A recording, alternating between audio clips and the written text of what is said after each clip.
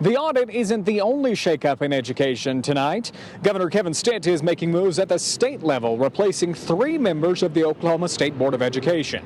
It's a decision Stitt says will bring fresh eyes and a renewed focus. Our Samson Tamajani takes a closer look at who's in, who's out, and how this will impact the education of Oklahoma's kids.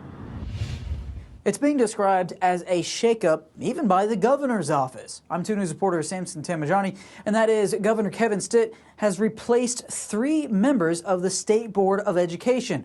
While some in the legislature tell me they didn't want to comment because they were just barely hearing of Tuesday's developments, Tulsa Representative John Waldron says he has seen the writing on the wall about this, or in this case, writing on the chalkboard. Did this catch you by surprise?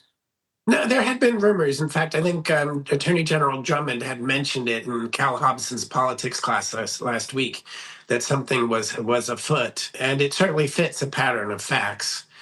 Growing frustration with, I think the governor put it, drama coming from the State Department of Education and the decision to do something about it. That decision was made clear in a statement Tuesday, reading in part, quote, "It's clear that our education infrastructure has fallen prey to needless political drama. If we want to be the best state for business, we need to make sure our kids have a path to success.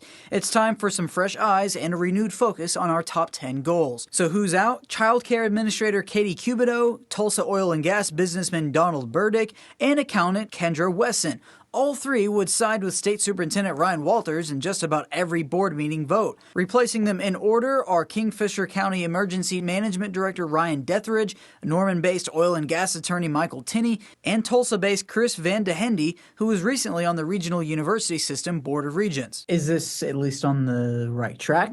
Well, like I said, it's a good start. Any change is potentially a good thing. While the Tulsa social studies teacher turned legislator is taking a cautious optimism approach, Superintendent Ryan Walters does not believe the changes are a good thing. Walters slammed the governor for firing the board members for political purposes, while also pitting him against President Trump. He says, quote, "We'll keep fighting for school choice, parents, kids, and our teachers." Have you been able to speak with anyone on the other side of the aisle about this? Yeah, I think that privately, a lot of my colleagues on the other side of the aisle have recognized that the superintendent is very unhelpful when it comes to public education, and they'd like to see change. All these nominations from Governor Stitt will have to go through a state Senate confirmation before they can take office, and that vote has to take place before the end of this legislative session in June. No word yet on how many Republican or Democratic votes each of these 3 will secure.